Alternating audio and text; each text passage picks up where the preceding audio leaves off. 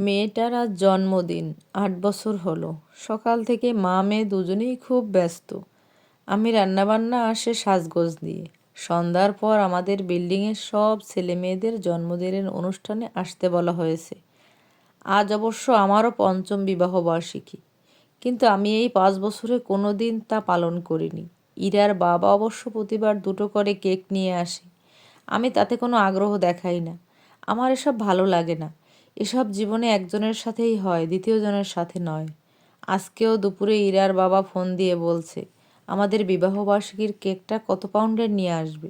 আমি শুধু বলেছি তোমার ইচ্ছা। বুঝতে পারলাম লোকটা ওপাশ থেকে খুব হতাশ হয়ে বলল, আচ্ছা ঠিক আছে। আমরা দুজনে বিয়ের পর থেকে একটু একটু করে কাছাকাছি এসেছি, কিন্তু মনের টানটা বাকি রয়ে গেছে। কিভাবে হবে? অতীত আমার পিছু ছাড়ে না, অথবা আমিই ছাড়ি না, বরং তা লালন করি। ইরার বাবাকে কত জ্বালিয়েছি, কতবার আমি মজ্জাটে ঘুমের মধ্যে ওর নাম ধরে চিৎকার করে উঠে কান্নাকাটি করেছি। আর ইরার বাবা আমার পাশে অসহায়ের মতো পানি নিয়ে দাঁড়িয়ে থেকেছে। আবার কোনোদিন কাউকে না বলে সাত সকালে দূরে কোথাও গিয়ে নির্জন জায়গায় বসে থেকেছি। ইরার বাবা আমাকে খুঁজে বের করে পাশাপাশি বসে থাকতো।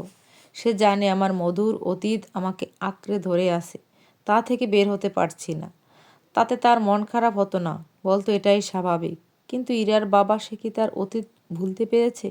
হয়তো পেরেছে, নয়তো নয়। তবে আমার মতো প্রকাশ তার মধ্যে কখনো দেখিনি। আর ছেলেরা মেয়েদের মতো সব কিছু আঁকড়ে ধরে বাঁচতে পারে না। মাঝে মাঝে মনে হয়, আমি কি ইরার বাবাকে ঠকাচ্ছি?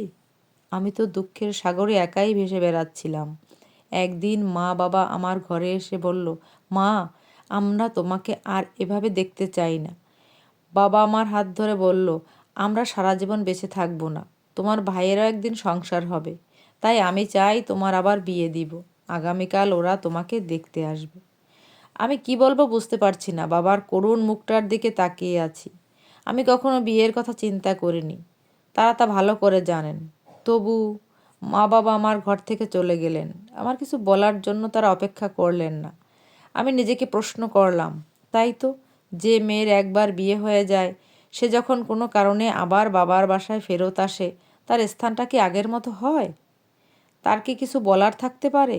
যে বাড়িতে আমার জন্ম, সে বাড়িতে কোনো কিছু বলতে গেলেও এখন 10 বার চিন্তা করতে হয়। বাড়িটা তখন আপন মনে হয় না। বাড়িটা হয়ে যায় বাবার বাড়ি, ভাইয়ের বাড়ি। পরের দিন আমাকে দেখতে আসলো। আমি কারো সামনে গেলাম না।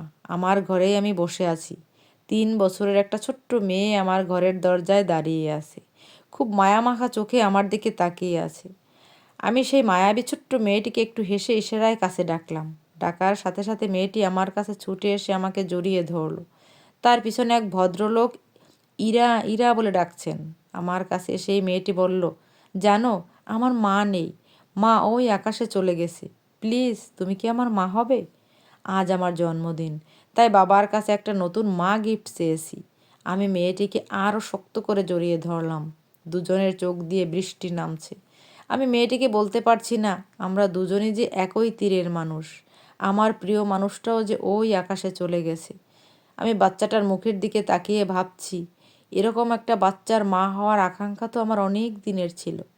রুহান আর আমার 7 বছরের সুখের সংসারে একটা শুধু বাচ্চার অভাব ছিল আমাদের। 5 বছর ধরে চেষ্টা করছিলাম। ডক্টর বলছে কোনো সমস্যা নেই।